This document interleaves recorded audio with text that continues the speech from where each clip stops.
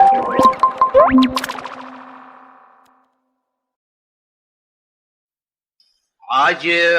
کچھ دیر کے لیے جو بات ہوگی وہ کل کی بات سے زیادہ مختلف نہیں ہے، بلکہ اسی کا ایک دوسرا پہلو ہے۔ کل دینی علم کی اہمیت پر گفتگو ہوئی تھی، ابھی اس وقت خدا شناسی پر گفتگو ہو رہی ہے۔ تو خدا شناسی معرفت کا دوسرا لفظ ہے۔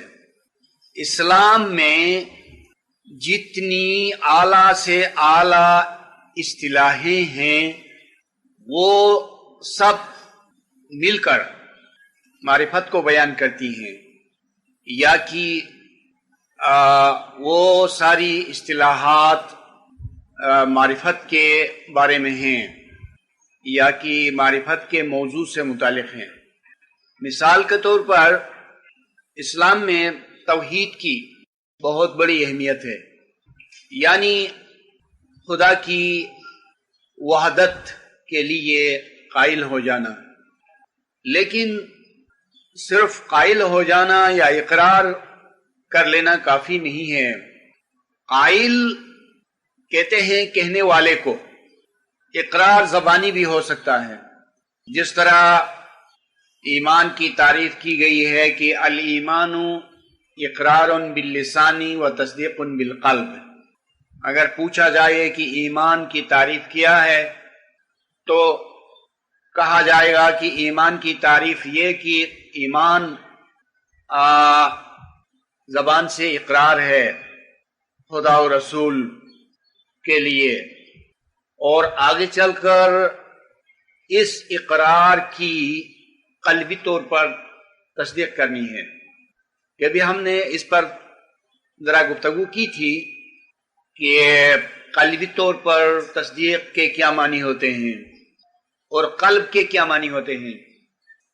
قلب کے معنی بظاہر سینے کے اندر جو گوشت کا ایک لوتھڑا ہے وہ ہیں قلب کے معنی، لیکن حقیقت میں قلب سے روح اور عقل دونوں مراد ہیں۔ قرآن حکیم میں قلب کا لفظ جس طرح استعمال ہوا ہے وہ بڑا حکیمانہ ہے، اور اس میں غور کرنے سے پتہ چلتا ہے کہ قرآن کے نزدیک قلب سے صرف گوشت کا لوتھڑا مراد نہیں ہے، قلب سے انسان کی حقیقت مراد ہے، اور انسان کی حقیقت بہت اونچی چیز ہے۔ تو قلبی طور پر اس ایمان کے لیے تصدیق کرنا یہ مطلب رکھتا ہے کہ معرفت کی روشنی میں خدا کی توحید کو سمجھ لیا جائے، یہ تصدیق ہے۔ اور تصدیق ایک ایسا لفظ ہے کہ اس کا تعلق تاویل سے ہے، حکمت سے ہے اور روحانیت سے ہے۔ جیسا کہ ایک ارشاد نبوی میں ہے کہ آن حضرت صلی اللہ علیہ وآلہ وسلم نے مولا علی صلوات اللہ علیہ کی شان میں فرمایا کہ آپ صدیق اکبر ہیں، یعنی تاویل کی روشنی میں میری تصدیق کرنے والے ہیں۔ تو تصدیق کا درجہ بہت بلند ہے، یا کہ تصدیق کی سطح بہت اونچی ہے، وہاں خدا کی وحدت کی تصدیق ہوتی ہے، تو تب ایمان مکمل ہو جاتا ہے۔ ایمان کی اس تعریف کے مطابق کہ الایمان اقرار باللسان و تصدیق بالقلب، کوئی سوال کرے کہ ایمان کسے کہتے ہیں، جواب اس کا یہ ہے کہ ایمان شروع میں تو زبانی اقرار ہے، یعنی کلمہ پڑھنا ہے تاویل کے بغیر، کیونکہ شروع میں اور ایک دم سے اس کی تاویل اور اس کی حکمت نہیں آتی ہے، اور آگے چل کر اس کلمے کی یا ان کلموں کی تصدیق کرنی ہے قلبی کیفیت میں، روحانی کیفیت میں۔ اب ہر شخص کے لیے یہ حد یا یہ درجہ ممکن نہیں، لہذا رسول کے بعد امام کی ہدایت، امام کی پیروی اس بات کے لیے کفایہ ہے، کافی ہے، اور امام کی پیروی کرتے ہوئے مومنین جس قدر بھی علم میں آگے بڑھتے ہیں تو یہ بہت اچھی بات ہے۔ خدا شناسی کی بات تھی، اور خدا شناسی براہ راست ممکن نہیں، بلکہ وہ امام کے وسیلے سے ممکن ہے، اس لیے کہ امام نمائندائی رسول ہیں اور رسول نمائندائی خدا ہیں۔ دوسرے لفظ میں امام خلیفہ رسول ہیں اور آن حضرت خلیفہ خدا ہیں۔ صرف یہی بات نہیں، بلکہ امام خدا کے سب سے بڑے نام ہیں۔ اب کسی کی شناخت اس کے نام سے ہوتی ہے۔ دنیا میں ہر شخص کی شناخت، ہر شخص کی پہچان اس کے نام سے ہوتی ہے، لہذا خدا کی شناخت بھی خدا کے نام سے ہوتی ہے، لیکن خدا کے ہر نام سے اس کی شناخت نہیں ہوتی ہے۔ جو خدا کا زندہ نام ہے، جو خدا کا اسم اعظم ہے، جو خدا کا نورانی نام ہے، اسی سے خدا کی شناخت یعنی پہچان یا کی معرفت حاصل ہو جاتی ہے۔ اسی معنی میں امام کو اسم اعظم کہا گیا ہے، اور اس کے سوا خدا کے جتنے صفاتی نام ہیں جو دنیا میں سب لوگوں کے پاس ہیں، جو چاہے تو کافر بھی ان کو پڑھ سکتا ہے، اور یہود و نصارہ کی نظر سے بھی وہ نام گزرتے ہیں، لیکن ان سے خدا کی شناخت نہیں ہو سکتی ہے۔ اگر خدا کے ہر نام سے اس کی شناخت ہو جاتی تو پھر اسلام میں اسم اعظم کا تصور نہ ہوتا۔ اسلام میں اسم اعظم کا تصور ہے، اس تصور کو سب مسلمین مانتے ہیں، سب کے نزدیک یہ حقیقت مسلمہ ہے کہ خدا کا اسم اعظم ہے، یعنی ایک ایسا نام ہے کہ اگر کسی کو اس کا پتہ چلے تو اس کی ساری مرادیں پوری ہو جاتی ہیں، ہر دعا قبول ہو جاتی ہے، ہر حاجت پوری ہوتی ہے، ہر مشکل آسان ہو جاتی ہے۔ یہ اسلام کا تصور ہے، اور قرآن بھی یہ فرماتا ہے کہ خدا کے اچھے اچھے نام ہیں، اسماء الحسنہ ہیں، ان کے ذریعے سے خدا کو پکارا کرو۔ دیکھا آپ نے کہ خدا خود ہی فرماتا ہے کہ اس کو اسماء الحسنہ سے پکارا جائے، ہر نام سے نہیں، ہر اسم سے نہیں۔ مطلب اسماعیلی نقطۂ نظر سے یہ ہوا کہ امام کے وسیلے سے اللہ کو پکارا جائے تاکہ وہ سنے، تاکہ وہ قبول کرے، تاکہ اس کی شناخت ہو۔ اور آج اسماعیلیوں کی خوش بختی ہے کہ ان کو اسم اعظم ملا ہے، یعنی امام، کہ امام کے ذریعے سے ہر مشکل آسان ہو رہی ہے۔ آپ کو اس میں تعجب نہ ہو جو کہا گیا کہ ہر مشکل آسان ہو رہی ہے۔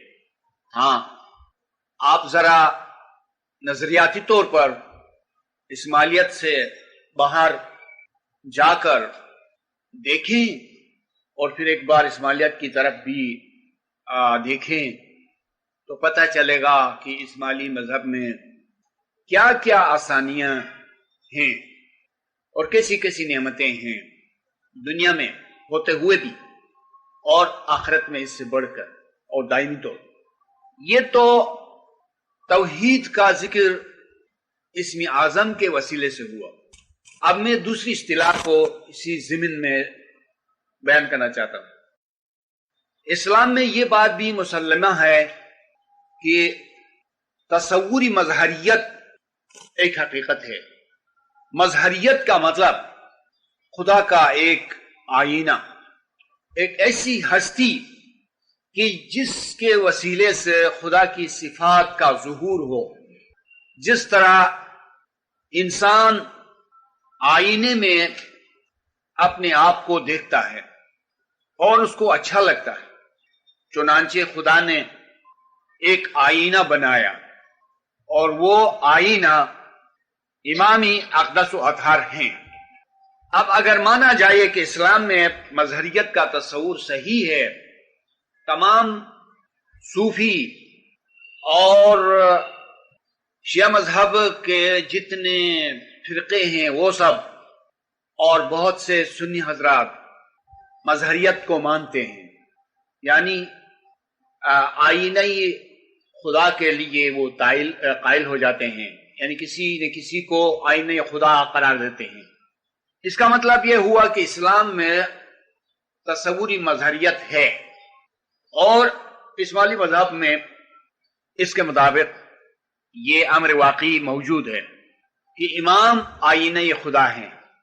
جب مانا گیا کہ امام آئینہ خدا ہے تو اس آئینے کے ذریعے سے خدا کی معرفت حاصل ہو سکتی ہے، اس لیے کہ معرفت کا مطلب شناخت اور پہچان ہے، اور پہچان سے یہ مراد ہے کہ جس کو پہچاننا ہے اس کو دل کی آنکھ سے دیکھا جائے، یعنی اس کی صفات کے ظہور کو دیکھا جائے کہ اس کی صفات کس طرح کام کرتی ہیں، اور وہ ظہور کہاں ہوگا؟ آئینے میں ہوگا۔ آئینہ اس مقصد کے لیے ہے، اور آئینہ اس معنی میں ہے، تو پھر آئینے کے ذریعے سے خدا کی پہچان ہوگی، اور جب پہچان ہوگی تو خدا کی توحید کا جو حق ہے وہ کسی حد تک ادا ہو جائے گا۔ بحیثیت انسان کے، بحیثیت مومن کے جو کچھ ہو سکتا ہے اس حق خدا کی ادائیگی کے سلسلے میں وہ ہو سکے گا اس آئینے کی بدولت، اس آئینے کے وسیلے سے۔ تیسری اصطلاح انسانی کامل ہے۔ انسانی کامل کا تصور بھی اسلام میں مشہور ہے، مانا ہوا ہے۔ انسانی کامل کا یہ مطلب ہے، اور اس کی یہ لاجک ہے کہ سب انسان صحیح معنوں میں انسان نہیں ہے، کامل نہیں ہے، مکمل نہیں ہے، نہ تمام ہے نہ مکمل ہے۔ صرف ایک ہستی ہے جو انسانیت کے جملہ اوصاف سے آراستہ ہے اور کامل اور مکمل ہے، وہ امام زمان ہے۔ اب جب کہ یہ بات مانی گئی کہ سب انسان ناقص ہیں اور صرف ایک انسان کامل ہے، تو پھر ان ناقصوں کو اس کامل کی طرف کیوں نہ رجوع کرنا چاہیے خدا شناسی کے معاملے میں، معرفت کے لیے۔ اور ہاں، یہ لاجک اسماعیلی مذہب میں صحیح ہے، اور اس پر عمل یہاں ہوتا ہے، اور یہی وجہ ہے کہ ہم سب لوگ امام سے رجوع ہیں، اور امام ہم کو بتاتا ہے اور سکھاتا ہے۔ انسانی کامل کے تصور کی تصدیق مذاہبی عالم سے ہوتی ہے۔ اس دنیا میں جتنے ادیان ہیں، جتنے مذاہب ہیں، ان پر ایک نظر ڈالیں آپ، ہر مذہب کی بنیاد میں آپ کو ایک چیز ملے گی، ایک حقیقت کا مشاہدہ ہوگا۔ کیا؟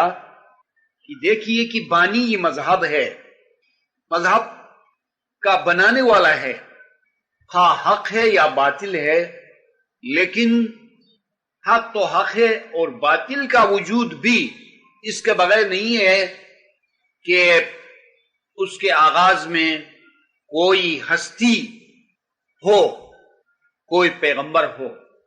اس سے پتہ چلا کہ سب انسان کامل نہیں ہیں، لہذا ان ناقصوں کو سکھانے کے لیے، سمجھانے کے لیے اور خدا تک پہنچانے کے لیے کسی کامل کو خدا کے حضور سے آنا چاہیے۔ اس مثال سے پتہ چلتا ہے کہ یقیناً ایک ہستی کامل ہے، باقی سب ناقص ہیں۔ ایک اور مثال خدا شناسی کے سلسلے میں، اور وہ لفظ امام ہے۔ امام کے معنی سردار کے ہیں، امام کے معنی پیشوا کے ہیں، امام کے معنی رہبر و رہنما کے ہیں۔ دیکھیے کہ انسان اپنی ذات کی رہنمائی خود نہیں کر سکتا ہے، اس کے لیے بندوبست نہیں کر سکتا ہے، اس کے لیے امام کی ضرورت ہے۔ سب سے پہلے آپ یہ طے کریں کہ دنیا کا معاملہ مشکل ہے یا دین کا، تو آپ میرے ساتھ اس سلسلے میں اتفاق کریں گے کہ دنیا کا معاملہ آسان ہے اور دین کا معاملہ مشکل ہے، ٹھیک؟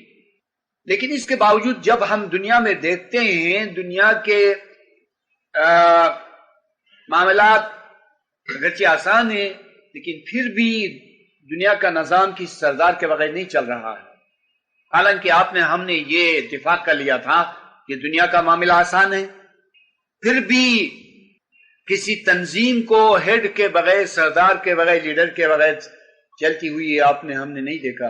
کسی حکومت کو بادشاہ یا سربراہ مملکت کے بغیر چلتی ہوئی آپ نے نہیں دیکھا، اور کسی بھی جمعیت کو ایک سربراہ کے بغیر جمعیت کے معنی میں نہیں پایا۔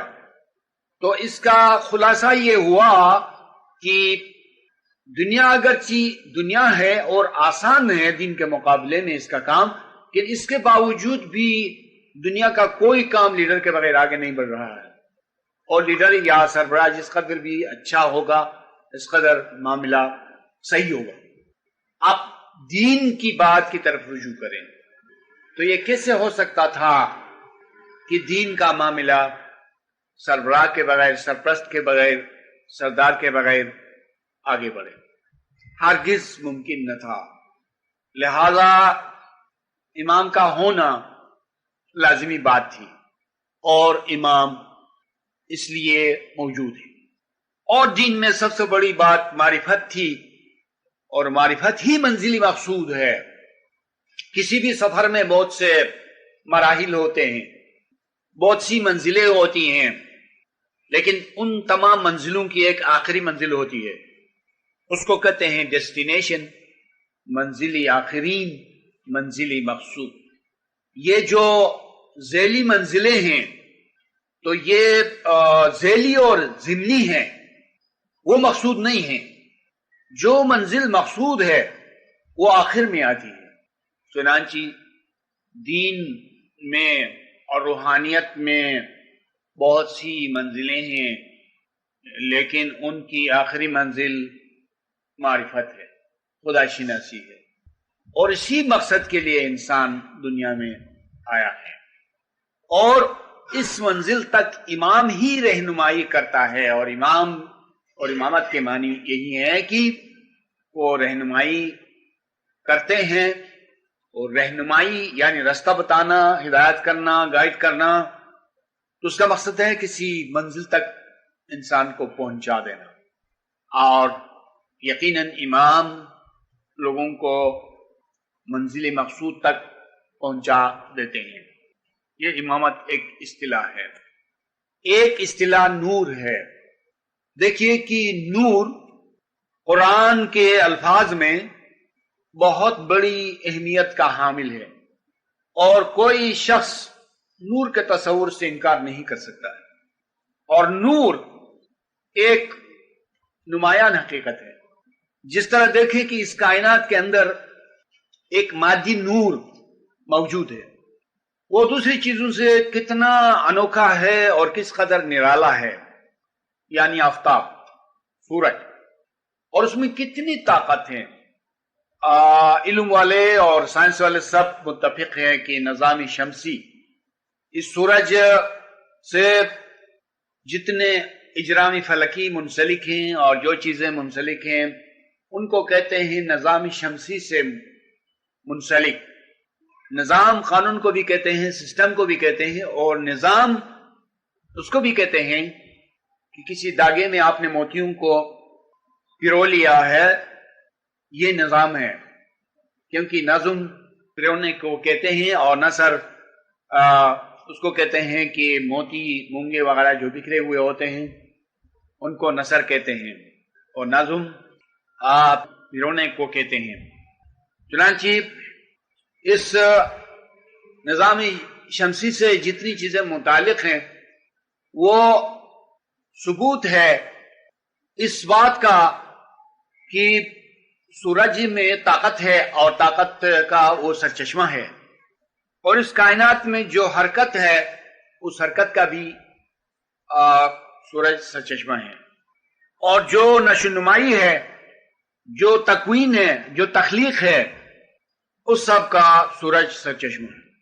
بالکل اسی طرح نور دین میں ایک حقیقت ہے، ایک پاور ہے، بلکہ سب سے بڑی طاقت ہے، اور نور کے بارے میں ہمیں سوچنا ہے کہ نور کیا چیز ہے اور کس چیز میں ہے، کہاں ہے۔ اس کے لیے ہمیں زمانہ نبوت کا تصور کرنا ہوگا، یعنی ہمیں فکری طور پر اور نظری طور پر زمانہ نبوت میں جا کر دیکھنا ہوگا، کیونکہ آپ اس وقت جو مسلمانوں کے درمیان اختلاف ہے، انتشار ہے، اس سے پتہ نہیں چلے گا کہ نور کیا ہے اور کس چیز میں نور ہے۔ لہذا جب ہم زمانہ نبوت میں جا کر دیکھتے ہیں اور قرآن سے پوچھتے ہیں تو پتہ چلتا ہے کہ نور اپنے وقت میں رسول تھے، حالانکہ قرآن بھی تھا، اسلام بھی تھا اور سب کچھ تھا، لیکن مقامی نور یا مرتبائی نور یا نور کی ہستی، نور کی کیفیت اور نور کی طاقت یا نور کا مرکز کہیں نہیں تھا، بلکہ یہ نور آن حضرت میں تھا۔ اس سے کئی حقیقتوں کا پتہ چلا، ایک تو یہ کہ نور شخصیت میں ہوتا ہے، دوسرا یہ کہ نور زندہ ہوتا ہے، تیسرا یہ کہ نور کتاب نہیں ہے، نور اسلام بھی نہیں ہے، اور نور کوئی اور شے نہیں ہے، بس نور ایک انسانی شکل کی ہستی ہے۔ یوں کہنا چاہیے کہ نور انسانی کامل ہے، اور نور پیغمبر ہے، اور نور امام ہے۔ اب قرآن تاکیدی الفاظ میں فرماتا ہے کہ خدا کے نور کو بجھنا نہیں ہے اور اس کو کوئی نہیں بجھا سکتا۔ اب ہمارا تصور اس سلسلے میں کیا ہونا چاہیے؟ آن حضرت تو دنیا سے رحلت کر گئے، پھر اس نور کو کہاں منتقل ہونا چاہیے؟ کتاب میں، اسلام میں، یا اور کسی شے میں؟ نہیں، ہرگز نہیں، بلکہ جامعی نور یعنی نور کا لباس امام ہی ہے۔ اور جب یہ ثبوت ملا کہ امام نور ہے تو پھر اس نور کی روشنی میں پتہ چلے گا کہ معرفت کہاں ہے اور کس طرح سے۔ یہ ہماری گفتگو معرفت کے بارے میں چلتی ہے۔ نور ہی روشنی ڈالے گا، نور ہی رہنمائی کرے گا، نور ہی دکھائے گا، نور ہی بتائے گا کہ خدا کی معرفت کیا ہے اور کس طرح۔ اور بے شک قرآن جو اللہ کی آخری کتاب ہے وہ بڑی حکمت والی کتاب ہے، وہ بڑی رحمت والی کتاب ہے، اور اس میں علم کے گنجینے ہیں۔ لیکن پھر ہم زمانہ نبوت کی طرف رجوع کر کے دیکھتے ہیں کہ آیا ہر شخص قرآن کو جانتا تھا؟ حالانکہ قرآن عربی زبان میں ہے، حالانکہ عرب مسلمانوں کی مادری زبان میں ہے۔ ہم اس کی بہت سی نظیریں دیکھتے ہیں کہ لوگ رسول سے رجوع کرتے تھے قرآنی مشکلات کے سلسلے میں، یعنی قرآن فہمی کے سلسلے میں، قرآن کو سمجھنے کے لیے۔ حالانکہ اگر سطحی طور پر دیکھا جائے تو اس بات کی ضرورت بھی کیا تھی کہ قرآن ایک ایسی زبان میں نازل ہوا تھا کہ اس زبان کو عرب کے کلچر نے بنایا تھا، عربوں نے بنایا تھا، اپنی رسومات سے، اپنے کلچر سے، اپنی ثقافت سے، اپنی شاعری سے، اپنی گفتگو سے، اور اپنی رسم رواج سے، اور ہر طرح سے انہوں نے اس کو کریٹ کیا تھا، اس کو جنم دیا تھا، اور بالکل اسی زبان میں قرآن نازل ہوا. لیکن کیا سبب تھا کہ اس کے باوجود وہ لوگ قرآن کو نہیں سمجھتے تھے؟ اور نہ سمجھنے کی کئی مثالیں ہیں. اس کی ایک قرآنی مثال تو یہ ہے کہ خدا نے فرمایا کہ اس نے نور کو بھیجا ہے اور کتاب کو بھیجا ہے. کتاب اگر کافی ہوتی تو نور کا اس کے ساتھ ذکر نہیں ہونا چاہیے تھا اور لوگوں کو الجھن میں نہیں ڈالنا تھا. آیت میں کچھ اس طرح سے ہے کہ پہلے نور کا ذکر ہے، پھر قرآن کا ذکر ہے. خدا کی طرف سے نور اور کتاب مبین آئی. صحیح بات ہے کہ نور پہلے آیا تھا اور اس کے بعد کتاب. کہ رسول پہلے آئے تھے. رسول جب نور ہو گئے تو تب اس کی ذات میں قرآن مکمل ہو گیا. ایسا نہیں کہ پہلے کتاب آئی اور اس کے بعد رسول آئے. پہلے رسول آئے پھر کتاب آئی. اور دوسرا مطلب اس کا یہ ہے کہ نور روشنی ڈالے کتاب پر. کتاب اگر واضح ہوتی، کتاب اگر فی نفس ہی روشن ہوتی، کتاب اگر خود لوگوں کو سمجھاتی، بولتی، بتاتی اور سکھاتی، تو پھر نور کی کوئی ضرورت نہیں تھی. ایسا نہیں. لہذا جہاں نور ہے تو اس نور کا کام ہے کہ وہ قرآن کو سمجھائے اور خدا کی معرفت کو سکھائے. یہ نور کی مثال ہے اور نور کی اصطلاح ہے. اس کے علاوہ قرآن میں روح کا ذکر ہے. ویسے تو روح ہر ایک میں ہے، ہم سب میں ہیں، لیکن نہیں. یسألونک عن الروح قل الروح من امر ربی وما اوتیت من علم الا قلیلا. اس آیہ کریمہ میں جس روح کا ذکر ہے وہ سب سے بڑی روح کا ذکر ہے. سب سے بڑی روح، روح اعظم. ہماری روحیں ذیلی اور ضمنی طور پر پیدا ہوئی ہیں اور سب سے بڑی روح ایک ہے، اور وہ روح نور کہلاتی ہے. روح اور نور کا مطلب ایک ہے، یعنی بڑی روح نور کہلاتی ہے، اور جو نور ہے وہ روح کہلاتا ہے. اس کے یہ معنی ہوئے کہ وہ روح ہمیشہ دنیا میں موجود ہے. اس کے معنی یہ ہوئے کہ قرآن کی روح کا جہاں ذکر ہے وہ روح امام کا نور ہے. عجیب بات یہ ہے کہ قرآن کی روح ہے، لیکن یہ بات اور زیادہ عجیب تر ہے کہ قرآن کی روح قرآن کے اندر نہیں ہے، کسی اور میں ہے. آپ کو اس سے تعجب ہوگا کہ ایک چیز کی روح دوسری چیز میں ہوتی ہے. ہاں، مٹی کی روح ہے لیکن مٹی میں نہیں ہے، نباتات میں ہے. نباتات کی ایک بلند روح ہے لیکن نباتات میں نہیں ہے، وہ حیوان میں ہے. حیوان میں ایک عمدہ روح ہے جو حیوان میں نہیں ہے، اس سے الگ ہے، اس کو حاصل کرنا ہے. وہ انسان. انسان کی اپنی روح کے علاوہ ایک اور روح ہے جو اعلیٰ ہے، اور وہ فی الحال انسان میں نہیں ہے، اور وہ انسانی کامل میں ہے جس کو حاصل کرنا ہے. اس معنی میں امام ہم سب کی روح ہے جس کو حاصل کرنا ہے. سو اس میں فرق ہے. مٹی اور نباتات میں جو فرق ہے وہی فرق، نباتات اور حیوان میں جو فرق ہے وہی فرق، حیوان جو اور انسان میں جو فرق ہے وہی فرق. عام انسان اور انسان کامل میں اتنا فرق ہے جتنا کہ عام انسانوں اور حیوانوں میں. وجہ اس کی یہ ہے کہ وہ روح القدس ہے.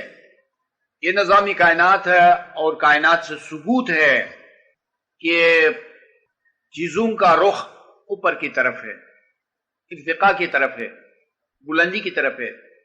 مٹی کا رخ نباتات کی طرف ہے لاشعوری طور پر، نباتات کا رخ جانور کی طرف ہے، جانور کا رخ انسانوں کی طرف ہے، انسانوں کا رخ انسانی کامل کی طرف ہے، یا غیر شعوری طور پر.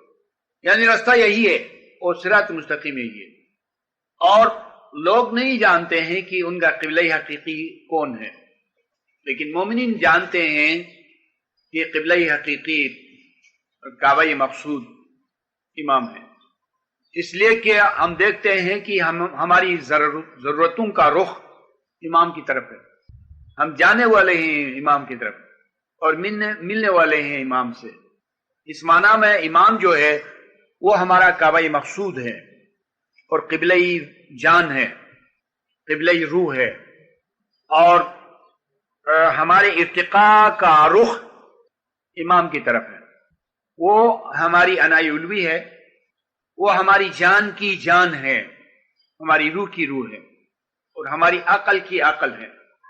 تو خدا کی معرفت اسی کے وسیلے سے حاصل ہو جاتی ہے، اور جہاں معرفت حاصل ہوئی تو سارا مقصد حاصل ہوا، کیونکہ خدا نے مومنین کے لیے مختلف اندازوں سے وعدے فرمائے ہیں، لیکن ایک وعدہ بہت بڑا ہے، بہت بڑا ہے، کہ کہیں اس نے بہشت کا وعدہ کیا ہے، کہیں نجات کا وعدہ کیا ہے، کبھی ثواب کا وعدہ کیا ہے، کہیں بلائی کا اور نیکی کا وعدہ کیا ہے، لیکن ایک جو وعدہ ہے وہ بہت بڑا ہے، اور وہ مشروط ہے معرفت سے، کہ اگر کسی نے خدا کو پہچان لیا تو خدا اس کے سامنے ایک زندہ خزانے کے طور پر اس کو مل گیا۔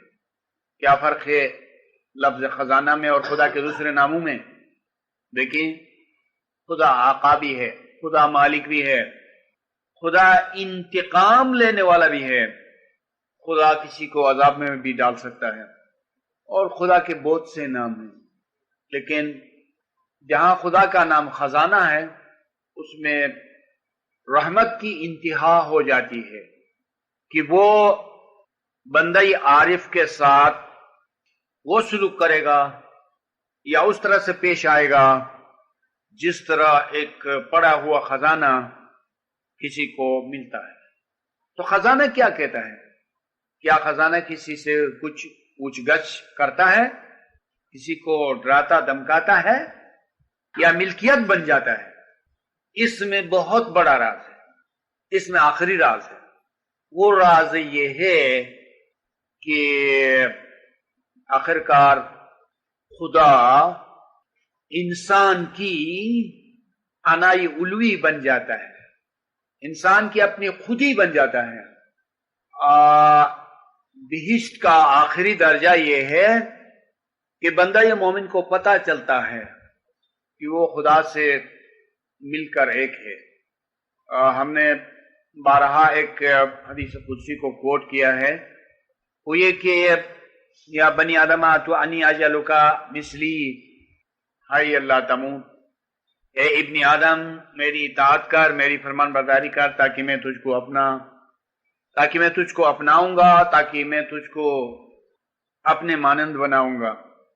یہ خدا کا فرمان ہے حدیث قدسی میں، اے ابن آدم، یعنی اے امام کے مرید، اے مومن۔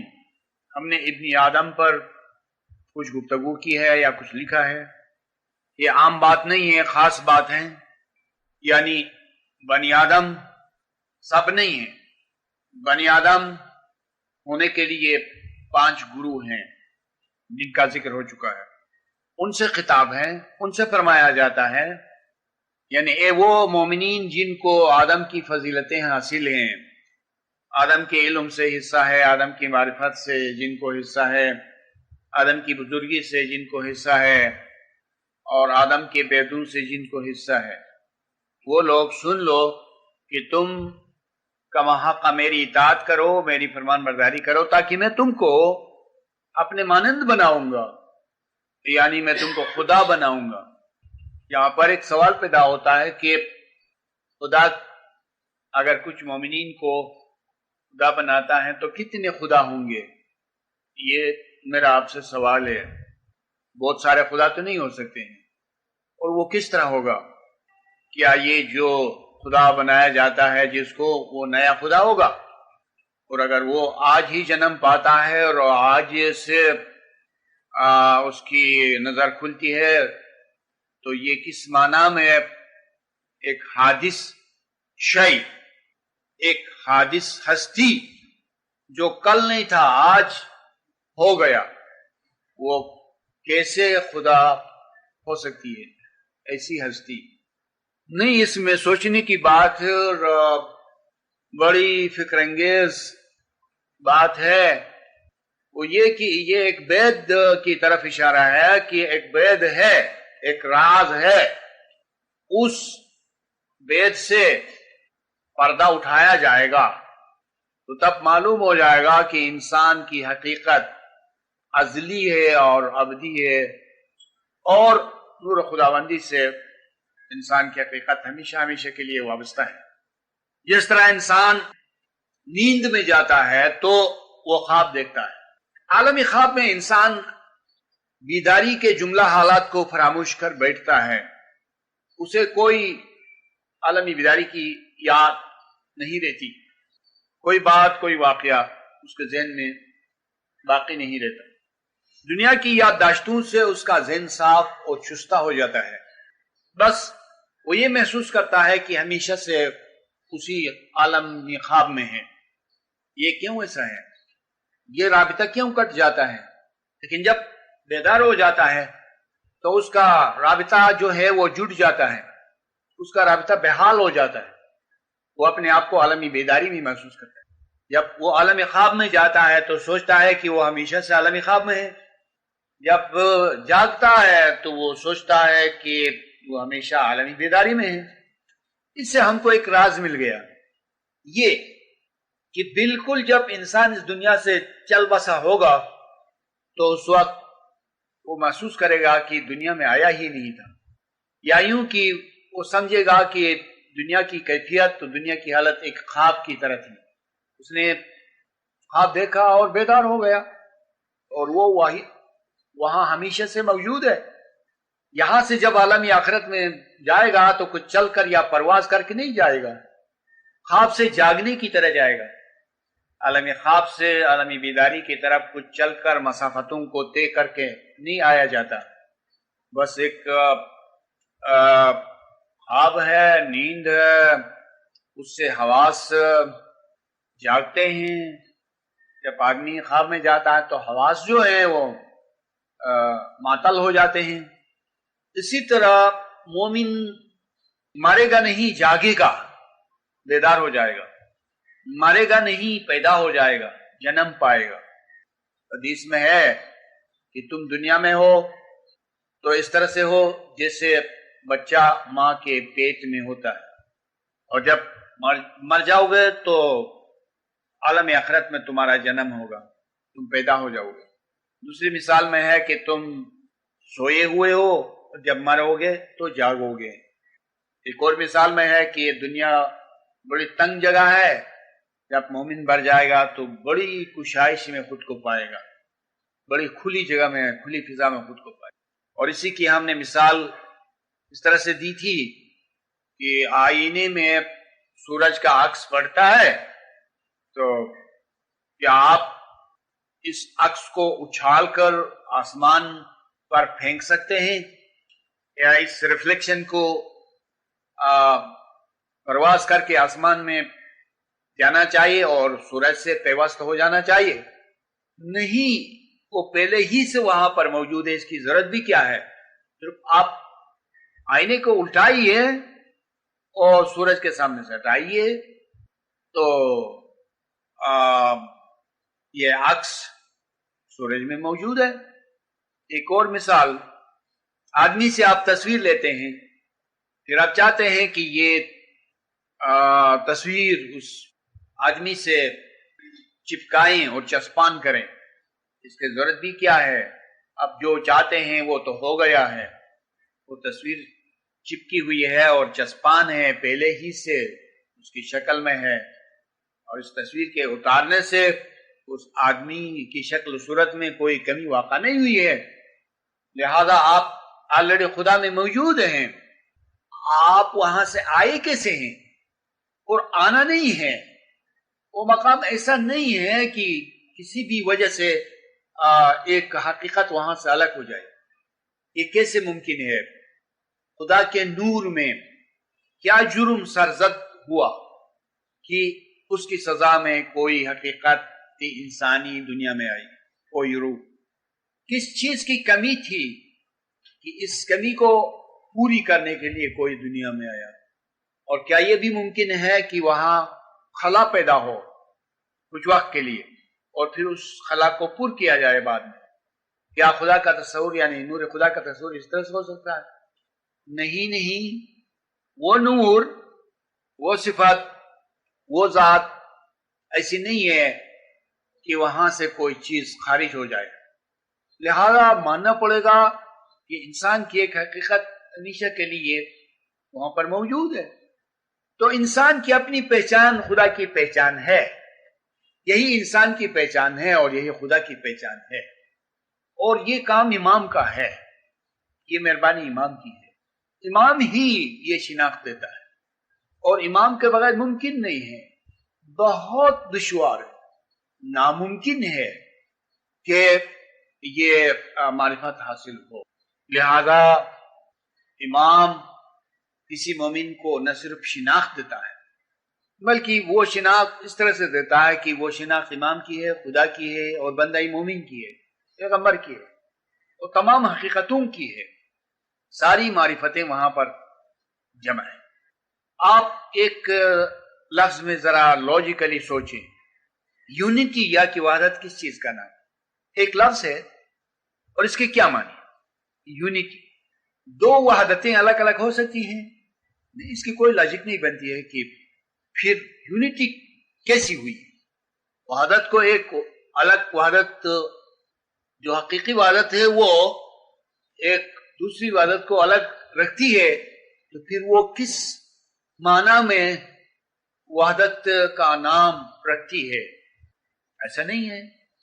وحدت سے کوئی وحدت الگ نہیں ہے اور نہ وحدت سے کوئی چیز وقتی طور پر الگ ہو سکتی ہے. تو یہ چند باتیں تھیں. اب شاید سوالات کے لیے آپ کو وقت دیا جائے گا، یا یہ کہ آپ سے اس گفتگو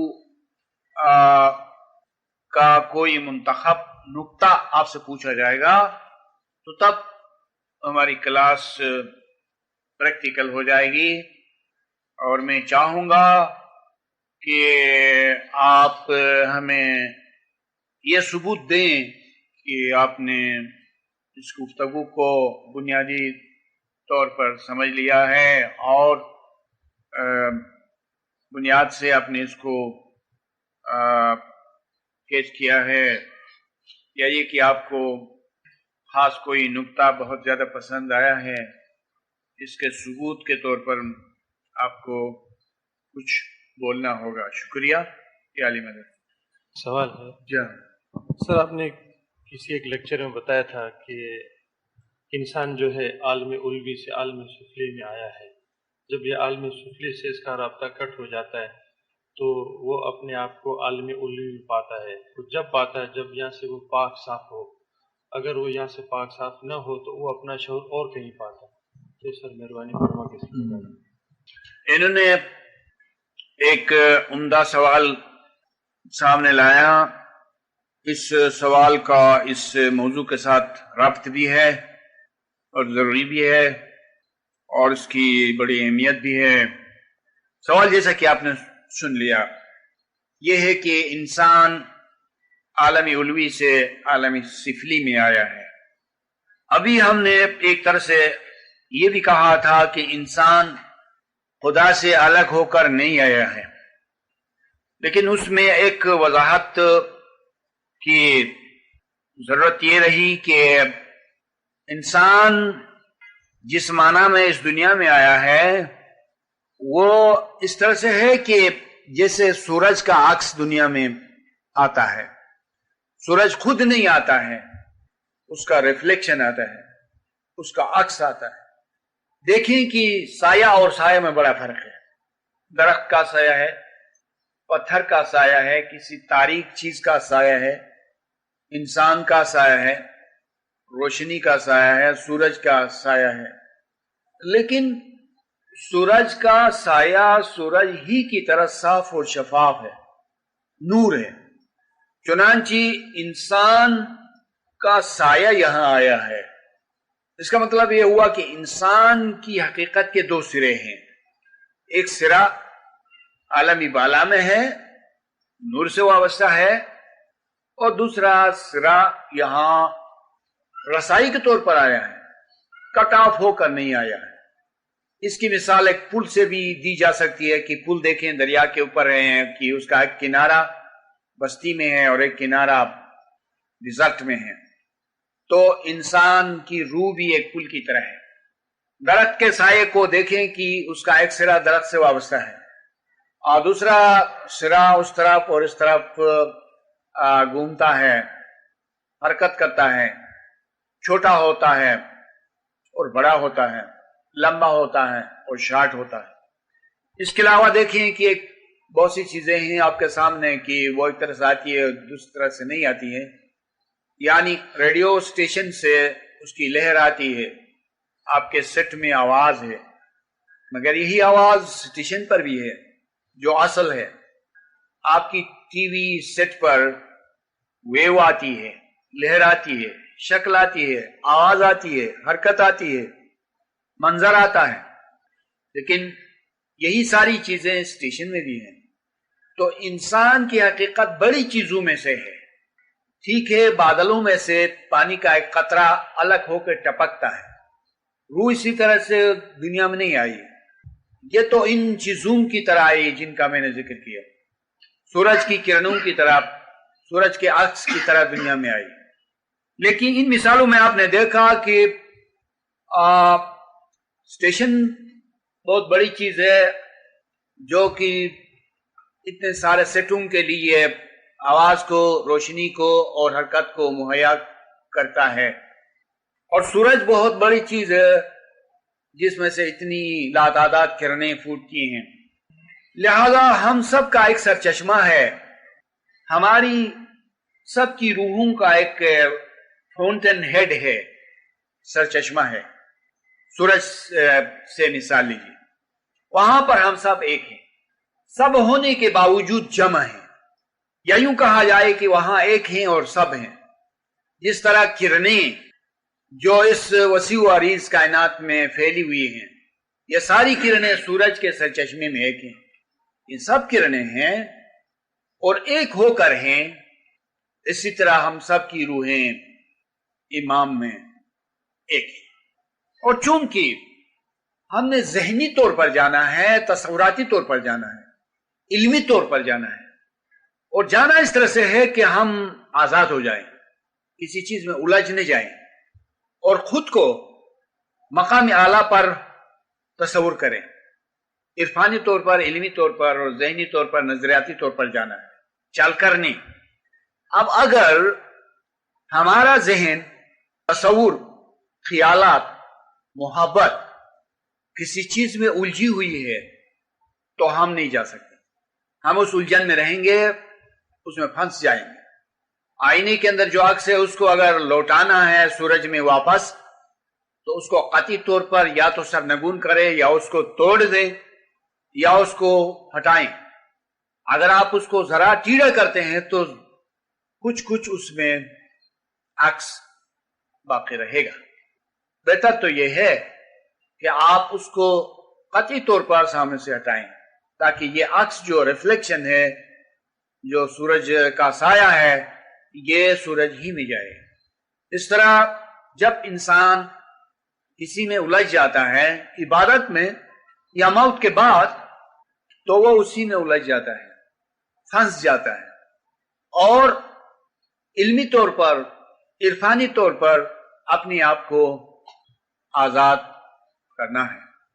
ابراہیم کا ٹائٹل حنیف ہے قرآن میں، اور وہ موحد اعظم ہے، یعنی خدا کی توحید کو کما حق جاننے والا ہے. مثال کے طور پر حنیف کا ترجمہ یہ کیا گیا ہے کہ یک طرف کا ہونے والا، بالکل خدا کی طرف جھکنے والا. یعنی ان کا من کسی میں اٹکتا نہیں تھا، ان کا خیال کسی میں الجھتا نہیں تھا، کسی شے میں، کسی چیز میں. اور وہ ایک دم سے خدا کے ہو کر رہتے تھے، ان کے لیے یہ بات آسان تھی۔ چنانچہ جو شخص مولا کو کثرت سے یاد کرے، مولا کو چاہے، مولا سے محبت رکھے، مولا کے عشق کو اپنائے، مولا کی فرمان برداری کرے، مولا کی اطاعت کرے اور مولا کا کہا مانے، تو یقیناً وہ ہر چیز سے آزاد ہو کے مولا سے وابستہ ہوگا، مولا سے وابستہ ہوگا۔ اور ایک اور چیز یہاں اس سلسلے میں آئینہ اس سلسلے میں بہت عمدہ شے ہے کہ آئینے میں سورج کس طرح سے نظر آتا ہے۔ اگر ہم اس مسئلے کو حل کرتے ہیں تو سورج کے عکس کو آسمان پر مان سکتے ہیں۔ میرا مطلب یہ ہے کہ علم الیقین کی حد میں اگر ہم اپنے آپ کو پہچانیں تو ہم اپنی روح کو امام میں مان سکتے ہیں، اور اس کے لیے صرف چند منٹ درکار ہیں۔ یہ کہ آئینہ جو ہے دو قسم کا ہوتا ہے، ایک صاف و شفاف شیشہ ہوتا ہے کہ اس کی پشت پر وہ مسالہ فوارہ نہیں لگا ہوا ہوتا ہے، لہذا سورج اس شیشے سے کراس کر کے آگے نکل جاتا ہے، سورج کی روشنی اور سورج کا عکس اس میں عکس نظر نہیں آتا ہے۔ اس کے برعکس جو دیکھنے کا شیشہ ہے، اسے آئینہ کہا جاتا ہے، اس کی پشت پر کچھ چیز لگی ہوئی ہوتی ہے، سندور وغیرہ، اور جس کی وجہ سے سورج کی روشنی اس کی سطح کو چھو کر سورج کا عکس واپس جاتا ہے۔ یا یوں کہا جائے کہ ہماری نگاہ جو ہے شیشے کو، آئینے کی سطح کو چھو کر آسمان کی طرف جاتی ہے۔ مطلب اس کا یہ ہوا کہ ہم سورج کو آئینے میں نہیں دیکھتے ہیں، دراصل وہ ایک صرف بہانہ ہے، ایک وسیلہ ہے، سورج کو آسمان پر دیکھتے ہیں۔ اس کے لیے یہ سوچنا ہوگا کہ ہماری نگاہ کس طرح کام کرتی ہے۔ اس کی سائنس یہ ہے کہ ہماری نگاہ ایک تیر کی طرح کچھ کرنیں ہیں چھوٹی چھوٹی، آگے پھیل کر جاتی ہیں، اور اگر صاف شیشہ ہے تو اس سے کراس کر کے آگے جاتی ہیں، لیکن جہاں آئینہ ہے اس کی سطح کو کراس نہیں کر سکتی، اس سے اس کا ایک اینگل بن جاتا ہے، اور اینگل بن کے جو آئینہ آسمان کی طرف ہے اور اس میں جو سورج نظر آتا ہے، تو اس کے پیچھے پیچھے آسمان کی طرف ہماری نگاہ جاتی ہے۔ آسمان پر سورج تقریباً 9 کروڑ اور کتنے لاکھ میل کی مسافت پر ہے، اتنے دور تک ہماری نگاہ کا جو تیر ہے وہ نہیں پہنچ سکتا ہے، لیکن سورج استقبال کرتا ہے، ہماری نگاہ کے سامنے آتا ہے۔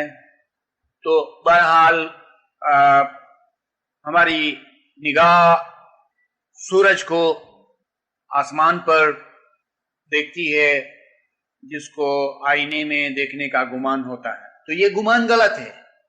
ہم علمی طور پر اس مسئلے کو حل کر سکتے ہیں، جس طرح کسی حد تک میں نے حل کیا، اور آپ سوچ سکتے ہیں۔ اسی طرح ہماری خودی جو ہے، یا ہمارا جسم یا ہماری ہستی ایک آئینہ ہے، اس میں ایک کیفیت پیدا ہوتی ہے، شعور کا، زندگی کا، روح کا، عقل کا۔ جیسے آپ کے سامنے سیٹ ہے، ریڈیو سیٹ ہے یا ٹی وی سیٹ ہے، یہاں پر گفتگو ہوتی ہے، یہاں پر ایک شکل صورت آتی ہے۔ آپ ہی بتائیں، آیا یہ حقیقت ہے کہ یہ گفتگو سیٹ پر ہے، یا یہ حقیقت ہے کہ دراصل یہ گفتگو وہاں اسٹیشن پر ہے؟ اگر ہم کہیں کہ حقیقت یہ ہے کہ یہ گفتگو اسی سیٹ کے اندر ہے، تو اگر یہ گفتگو اس کی اپنی ہوتی تو پھر کیوں یہ سیٹ بولتا نہیں رہتا ہے، جبکہ اسٹیشن میں گفتگو کا سلسلہ منقطع ہو جاتا ہے یا سٹاپ ہو جاتا ہے؟ یعنی حقیقت یہ نہیں کہ اس میں سب کچھ ہے، بلکہ حقیقت یہ ہے کہ اس میں سب کچھ ہے، چنانچہ ہماری زندگی کی جو لہر آتی ہے وہ سرچشمے سے آتی ہے. اس کا ایک چھوٹا سا ثبوت، آپ اس وقت چپ ہو جائیں، خاموش ہو جائیں، سوچے بھی نہیں، بولے بھی نہیں، فکر بھی نہیں کریں، لیکن آپ اپنے آپ کو سٹاپ نہیں کر سکیں گے. اس پر آپ قادر نہیں ہوں گے. آپ کے اندر فکر، خیال، زندگی کی لہر دوڑتی رہے گی. کیونکہ اگر یہاں سب کچھ ہوتا اور آپ کے اختیار میں ہوتا تو آپ تو چاہتے ہیں کہ بس ظاہراً و باطناً خیالات سے، افکار سے خاموش ہو جائیں، لیکن خاموش نہیں ہو سکتے. اور خواب میں یہ بات اور زیادہ واضح ہو جاتی ہے کہ وہاں کوئی اور آپ کو استعمال کر رہا ہے، چلاتا ہے اور بلواتا ہے، حرکت کراتا ہے، کام کراتا ہے، بہت کچھ. اس کا مطلب یہ ہوا کہ یہ ایک لہر ہے جو باہر سے آتی ہے. مگر یہ فرق ضرور ہے کہ اسٹیشن میں جو کچھ ہوتا ہے وہ یہاں ہوتا ہے، لیکن یہاں اختیار کی کیفیت بھی ہے ذیلی طور پر.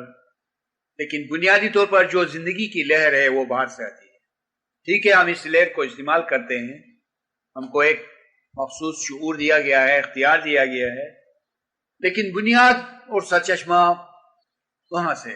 اس معنی میں کسی قدر ہم آئینے کے مشابہ ہیں. یہ ہستی آئینہ ہے اور یہ زندگی ایک ریفلیکشن ہے. اس کو قطعی طور پر خاموش کرنے کا طریقہ یہ ہے کہ جب وقت آئے گا تو یہ آئینہ ٹوٹ جائے گا یا بیکار ہو جائے گا، تو خود بخود یہ لہر واپس نہیں جائے گی اور وہاں سے آنا بند ہو جائے گا. وہاں سے آنا بند ہو جائے گا تو ہم اپنے آپ کو وہاں پائیں گے.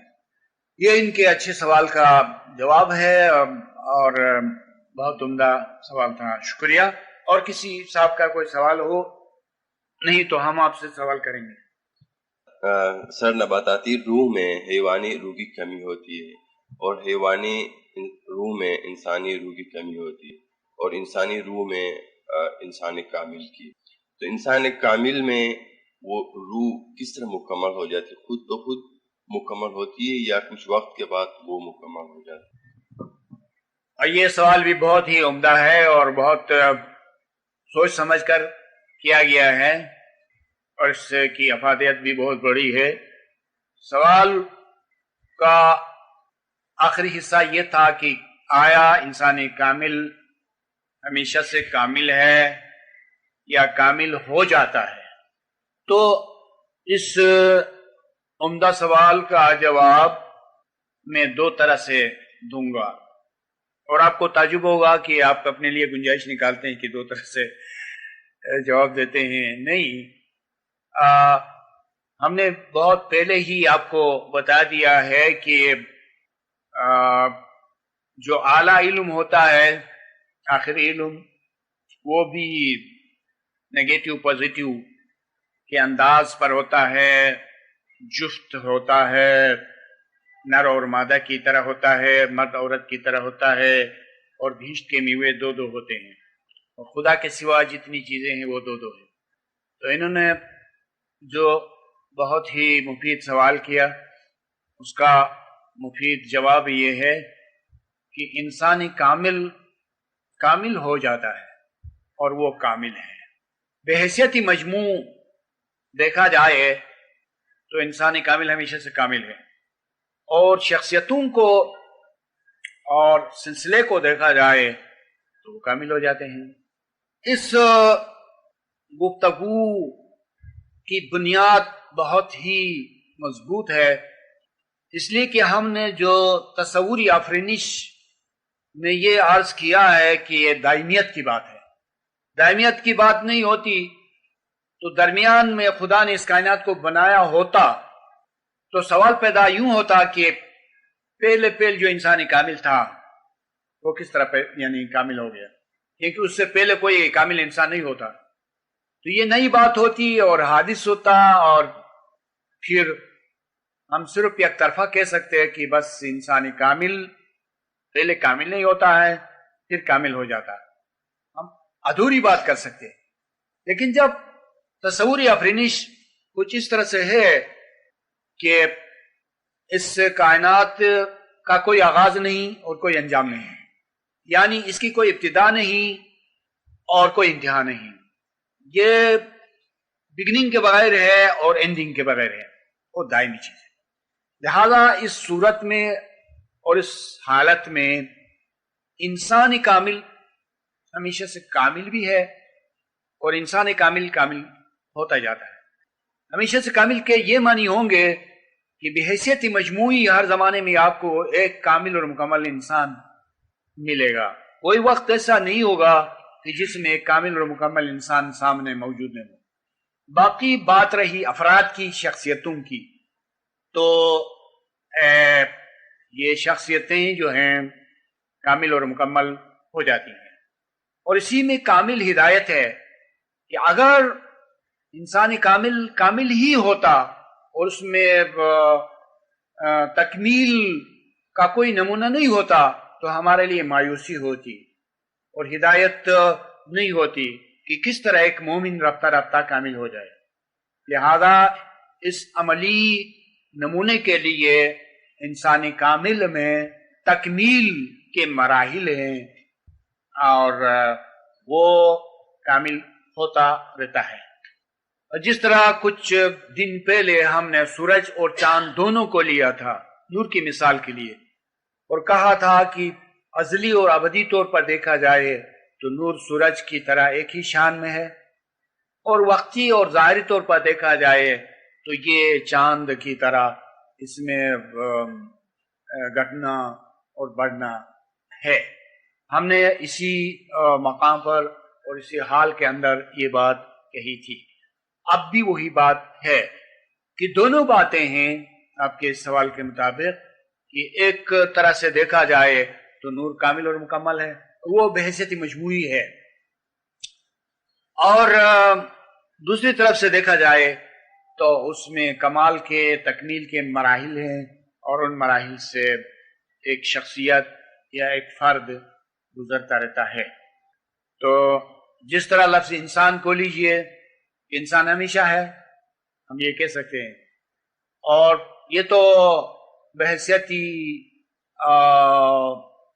سب انسانوں کی یہ بات ہو گئی، اور اگر افراد کو لیتے ہیں تو وہ افراد پیدا ہوتے ہیں اور دنیا سے گزرتے جاتے ہیں، اور دونوں باتیں ہیں، انسان پیدا ہوتا ہے اور مرتا ہے اور موجود بھی ہے، یہ دائرہ انسانیت کی بات ہو گئی، ایز اے ہول بات ہو گئی۔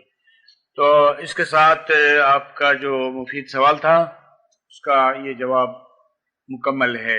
شکریہ کہ آپ نے ایک اچھا سوال کیا۔